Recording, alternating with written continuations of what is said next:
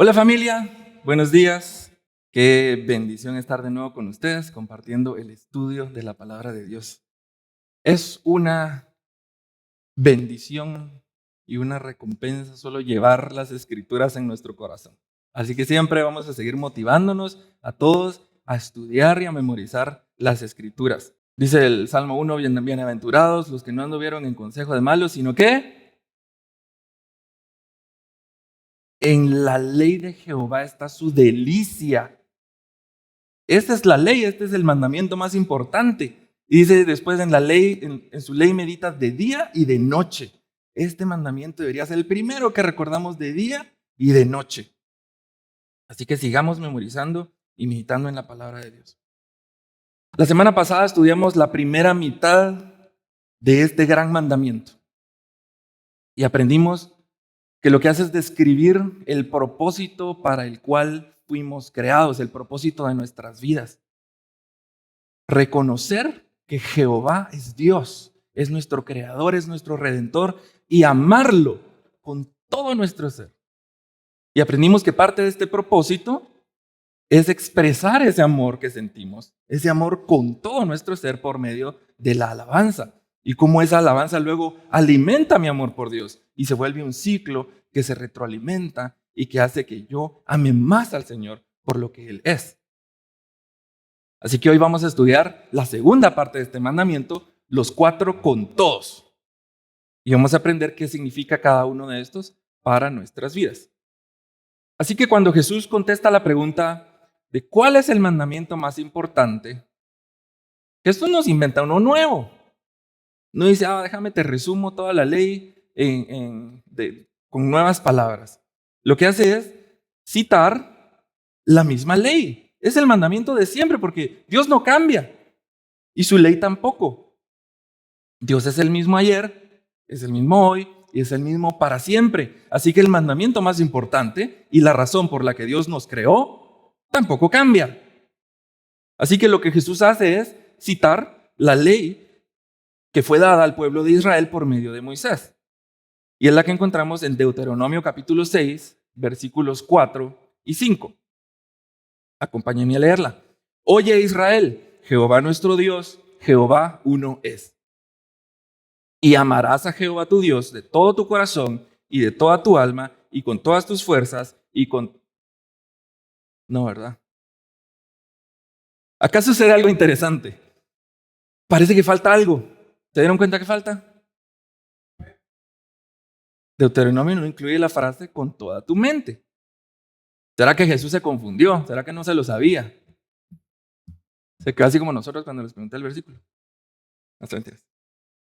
Imagínense, le estaba respondiendo a un maestro de la ley. Era alguien que se sabía toda la ley de memoria.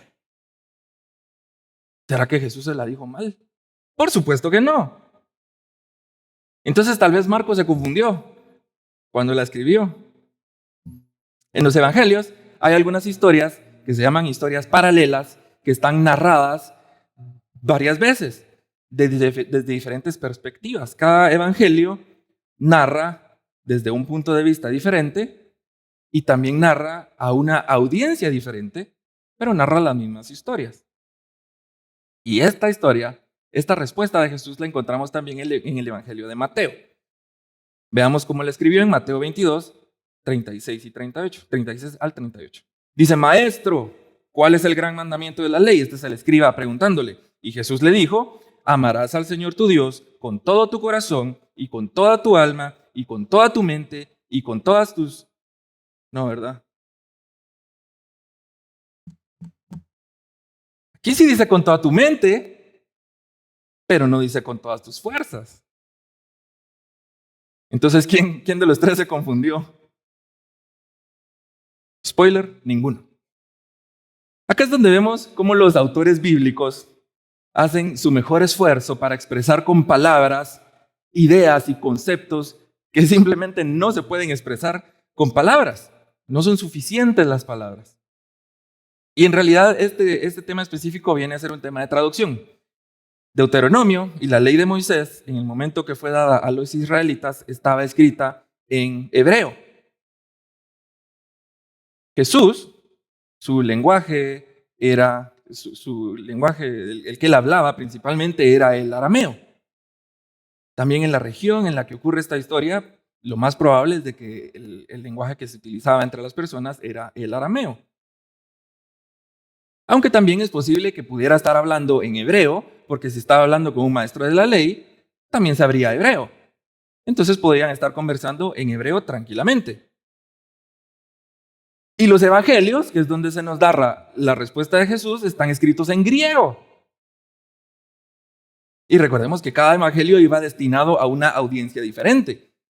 Cada audiencia es posible que interpretara el griego de forma diferente. Y cuando uno escribe con la audiencia en mente. Los escritores de los evangelios tenían a su audiencia en mente. Así que esto explica por qué Mateo y Marcos utilizan diferentes palabras para referirse al mismo concepto, para comunicar la misma idea. Lo que importa no es necesariamente qué palabras específicas estaban usando, sino que lo que estaba tratando de comunicar es, debemos amar a Dios con todo nuestro ser. Cualquier cosa, cualquier palabra que se nos ocurra para describir nuestro ser, no importa en cuántas palabras lo dividamos, en cuántos aspectos lo dividamos, todos deben responder en amor y en obediencia al Señor. Y por eso la versión que nos aprendimos es la más detallada, la más explícita, para que nos quede bien claro. No es porque es la que me gusta más, no es la más correcta, todas son correctas. Pero para este estudio vamos a usar la más específica, la que utilizan palabras más puntuales. Y vamos a explorar cómo se ve alabar a Dios con cada uno de estos cuatro, con todos, con cada uno de estos cuatro aspectos en lo que este autor está decidiendo dividir la existencia y al ser humano.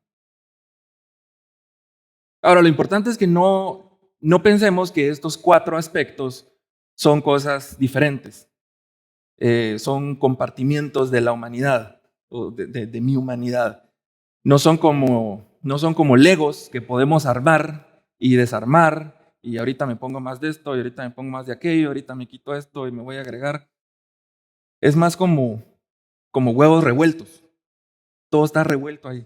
O como un pastel. Cuando cocinamos un pastel, al principio tenemos los ingredientes, pero ya que lo cocinamos, es imposible distinguir cuáles son los ingredientes que iban en ese pastel. Pero cada uno de ellos aporta algo importante. Así que con este ejercicio de examinar cada uno de estos cuatro con todos, nos va a servir para entender qué aporta cada una de estas expresiones o ingredientes de la humanidad a mi alabanza. Así que número 1, primer con todo, ¿cuál es? Según Marcos, con todo mi... Ya se me durmieron.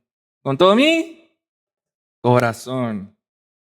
Cuando éramos novios con Ana, uno de mis gestos románticos fue hacerle una almohadita pequeñita que tenía forma de corazón y que ella podía usar como llavero. Tenía un arito de llavero. Y fue porque mi abuelita estaba estaba cosiendo ropa en la casa, yo creo que un pants, porque era tela como de pants. Y a mí se me ocurrió decirle, enséñame a coser. Entonces me enseñó lo básico, me enseñó cómo poner la tela, cómo ponerle el hilo. Y yo creo que yo estaba muy enamorado porque lo que se me ocurrió hacer fue una almohadita con forma de corazón. Acá la pueden ver. Y yo creo que a Ana le gustó mucho porque la estuvo usando como llavero por muchos años, hasta que ya estaba toda aplastada y chuca. Y no sé al final qué le pasó. Pero en este caso, el corazón era un intento de expresar el amor que yo sentía por ella y que todavía siento. También cuando ella me hacía cartas, estaban llenas de corazoncitos. Recortes de corazoncitos, dibujos de corazoncitos, stickers de corazoncitos. Aún hoy en día, cuando nos escribimos mensajitos en el teléfono, no faltará el montón de emojis de corazoncitos. Y que la carita tirando un besito con un corazoncito.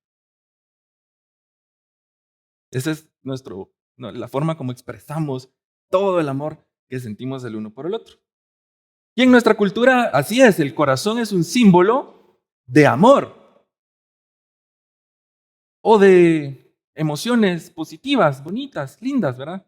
A veces no necesariamente es entre cónyuges, entre esposos, a veces hasta con los amigos, ¿verdad? Cuando queremos decir te quiero mucho, ¿verdad? Corazón.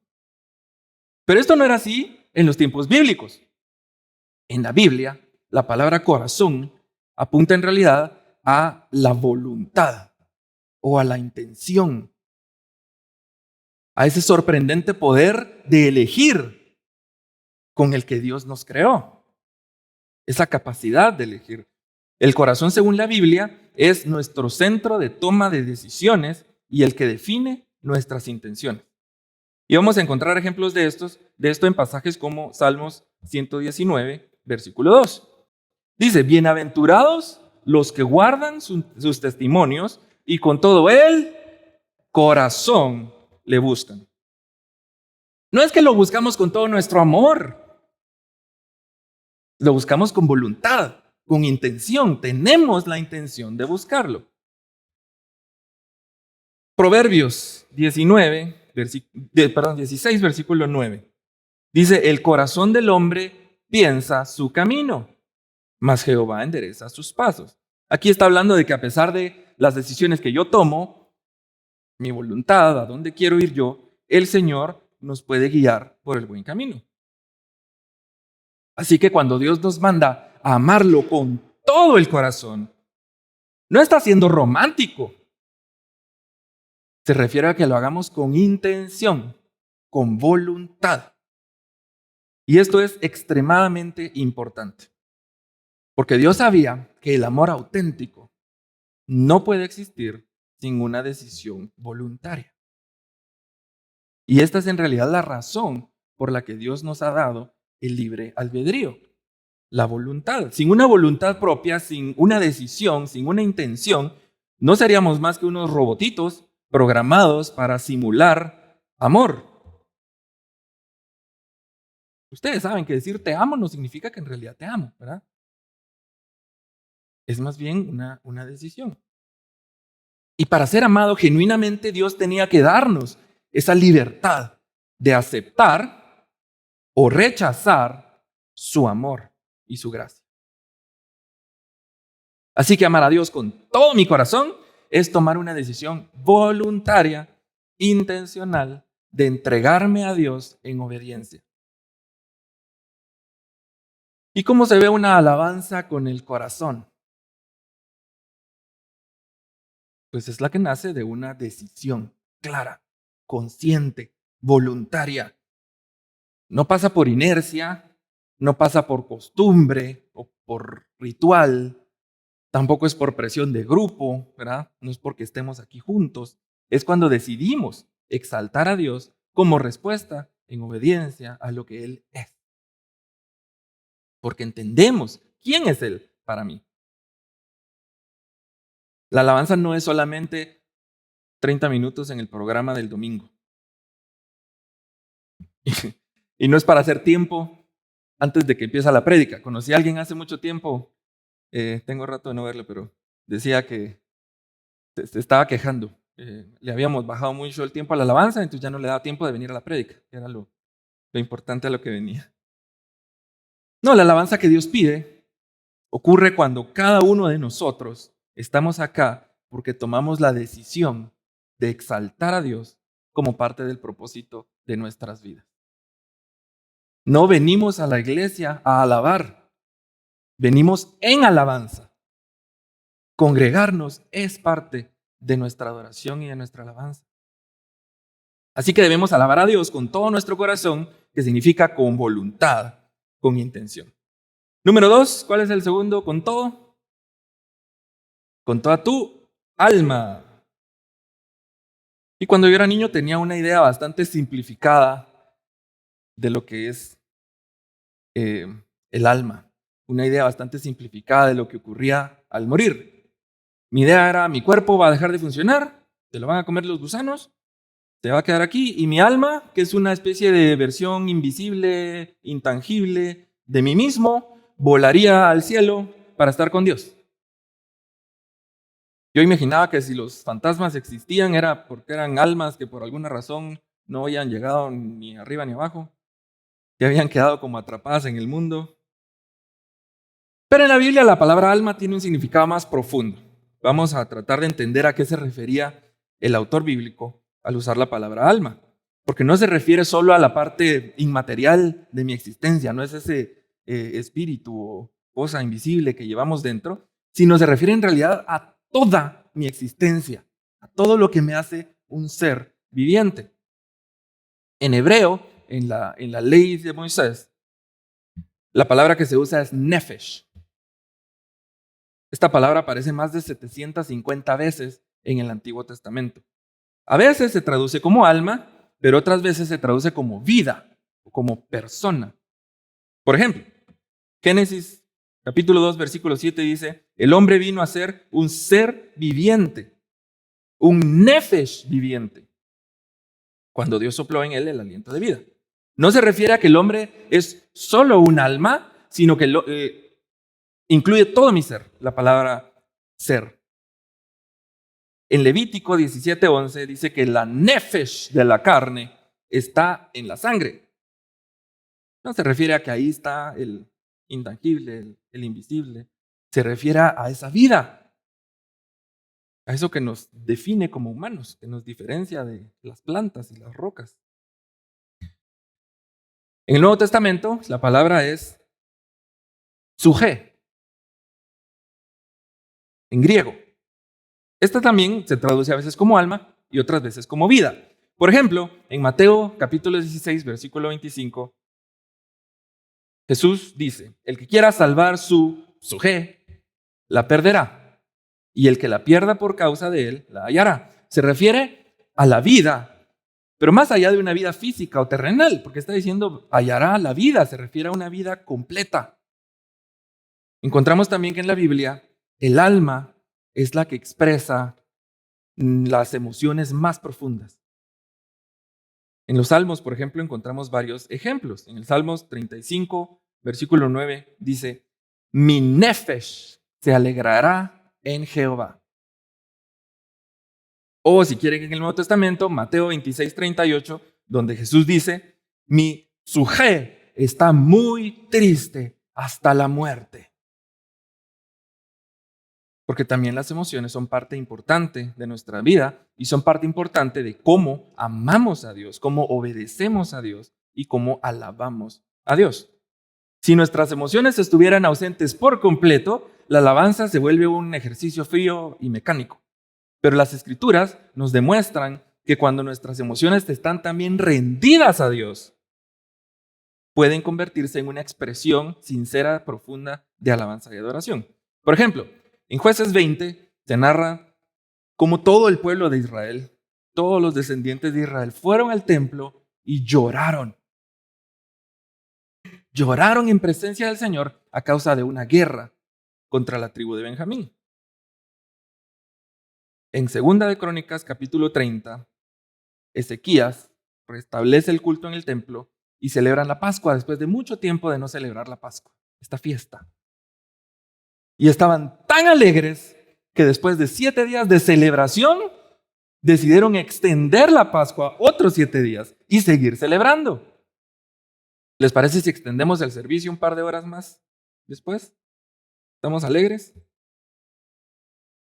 Jesús lloró. María cantó de alegría. Los discípulos tuvieron gran temor. La Biblia nos demuestra una y otra vez y nos recuerda que las emociones son parte de nuestras vidas. Ojo, cuidado, atención. Esto no significa que nos dejamos controlar por nuestras emociones. Ni que la alabanza o mi amor debe responder a cómo me siento yo. Eso no es así. Ni a mi estado emocional. Ni menos que cuando estamos alabando debemos motivarnos a tener una respuesta emocional. Como estas canciones suavecitas y tiernas, tengo que llorar. No se trata de eso. De nuevo, la alabanza es una decisión voluntaria. Con todo el corazón quiere decir con una decisión voluntaria. Tomamos la decisión de rendir nuestra vida entera, toda nuestra alma, incluyendo nuestras emociones, a Dios y a la verdad de Dios.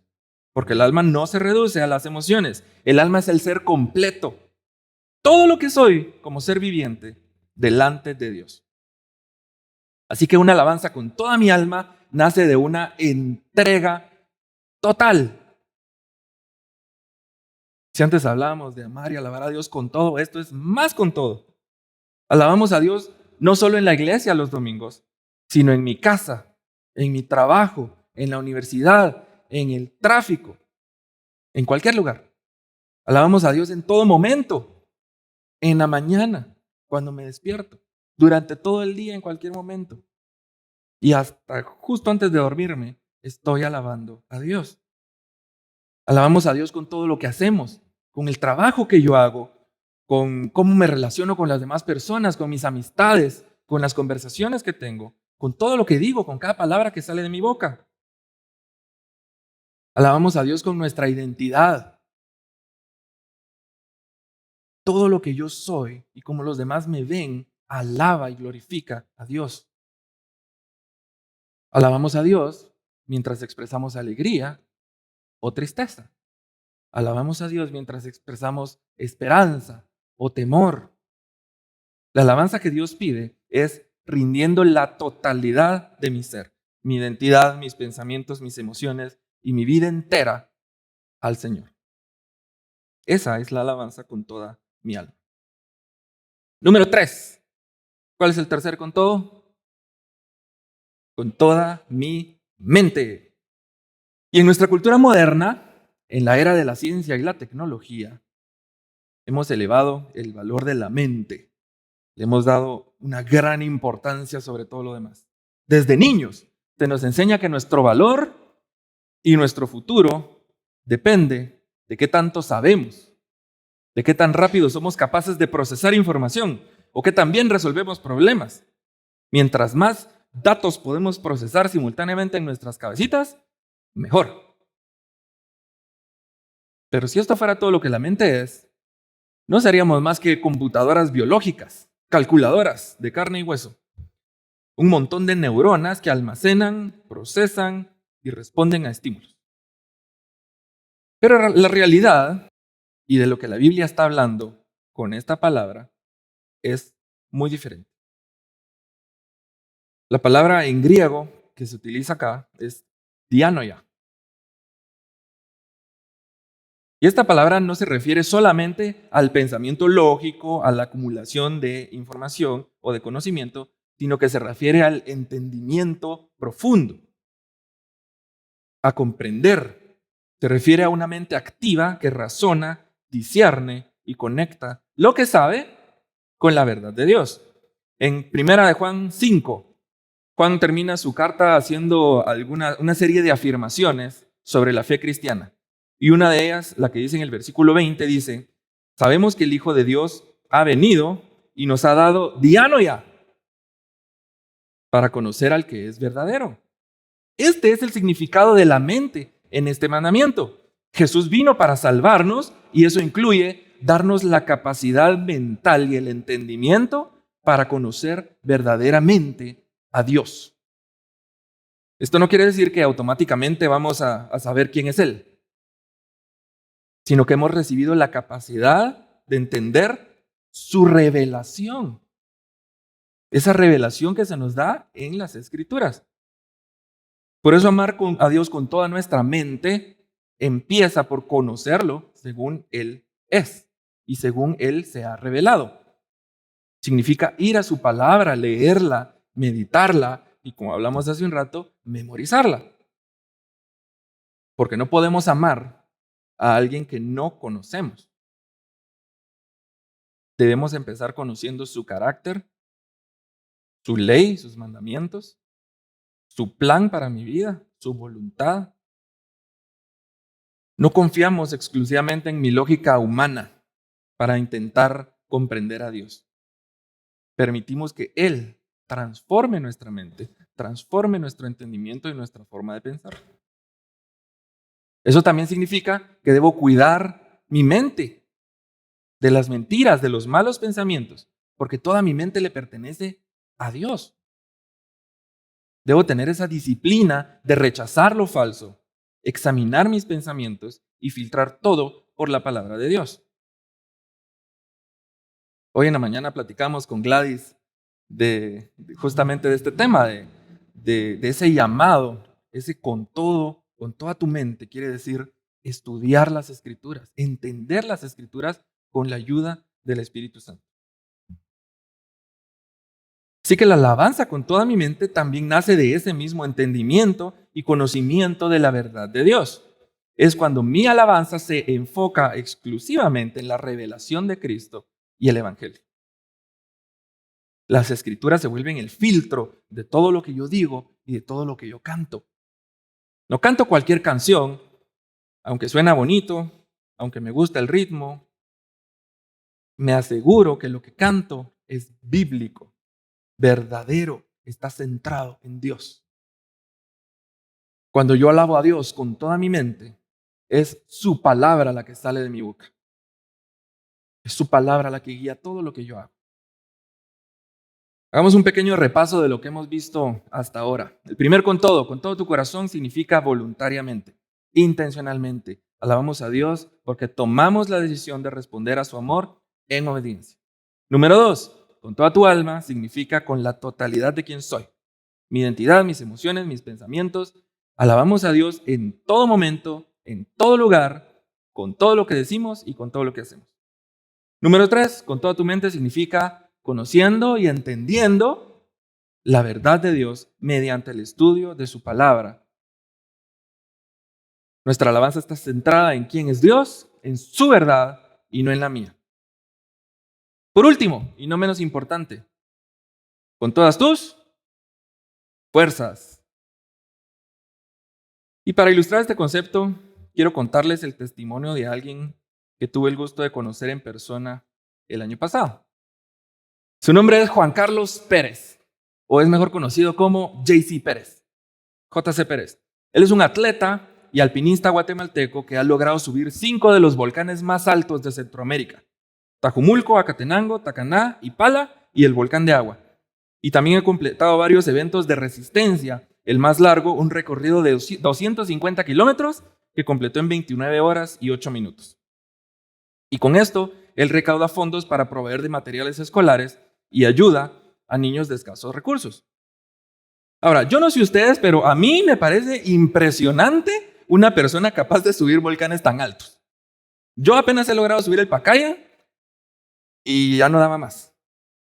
Y eso era antes de los 30. Ahora, no sé. Pero en realidad lo más importante de este testimonio no es la altura de los volcanes, es cómo los sube. Porque a los 9 meses de edad, JC sufrió de polio, una enfermedad que deformó y paralizó sus piernas. Él es la única persona en el mundo que ha subido estos 5 volcanes usando exclusivamente sus brazos. Y cuando le preguntan por qué hace lo que hace, con qué necesidad, él responde que es para dar testimonio de que no hay excusas para dar todo lo que tenemos al servicio de Dios y su pueblo. Y él utiliza esa visibilidad, esa plataforma que tiene como atleta extremo para compartir la palabra de Dios. Y le enseña que las limitaciones no son una excusa para no amar a nuestro prójimo. Yo creo que su historia ilustra muy bien lo que Jesús está enseñando cuando nos manda a amar a Dios con todas nuestras fuerzas.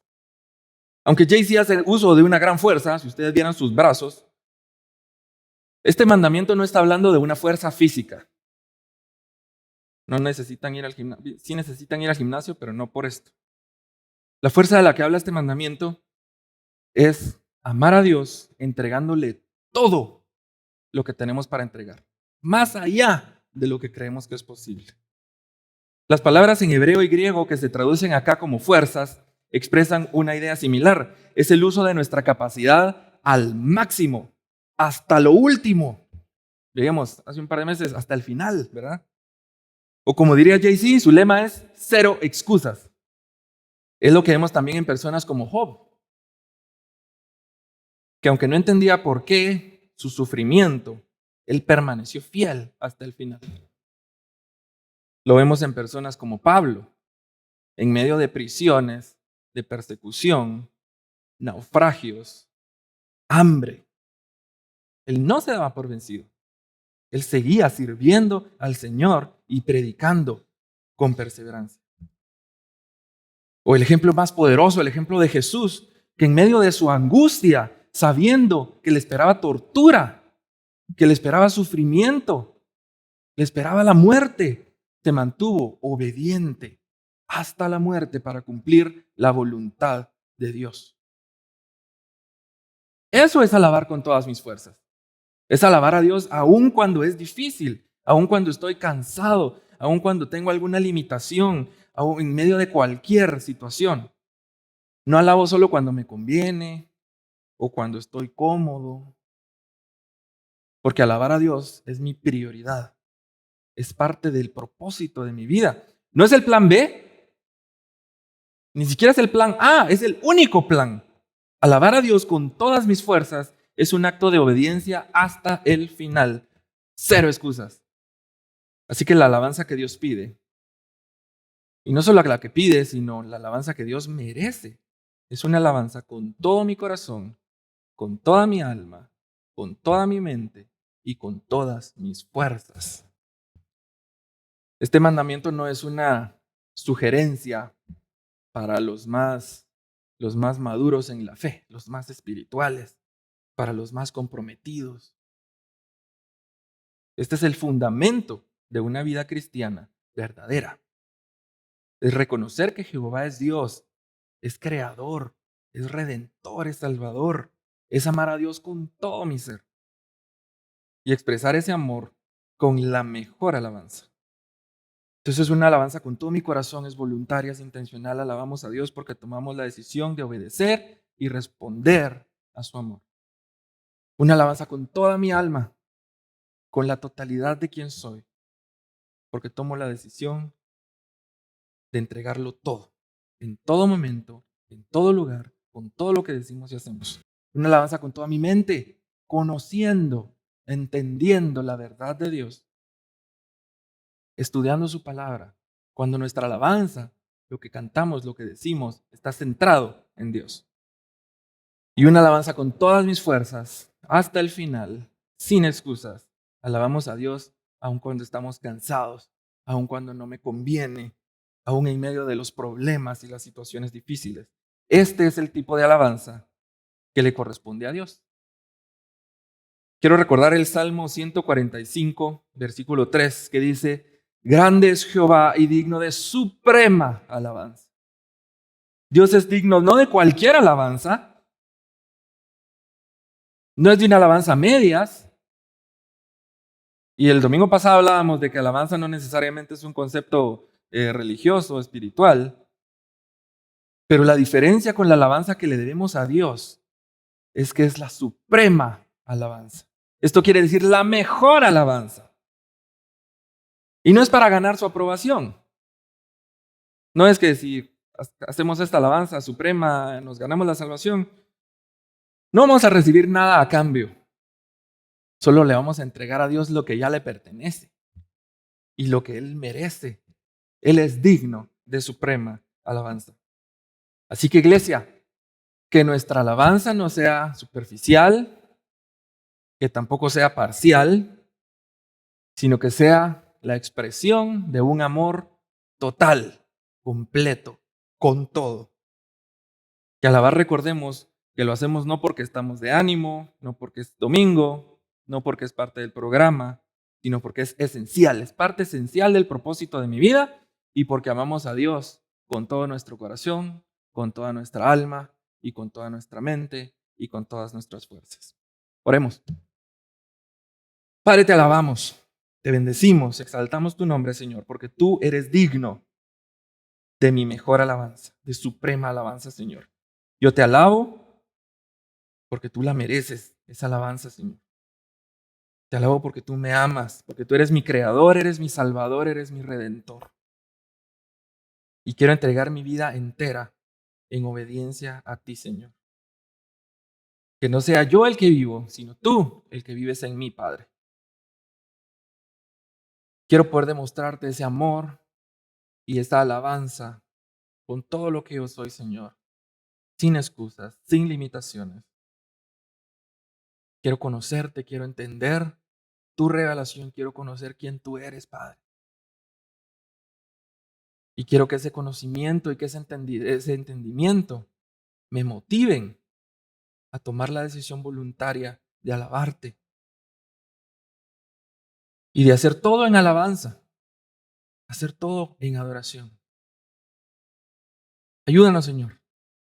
Ayuda a estas personas que te amamos a que esta semana no se nos olvide, que sigamos memorizando tu palabra y que sigamos expresando ese amor por quien tú eres, Señor. En el nombre de Jesús. Amén.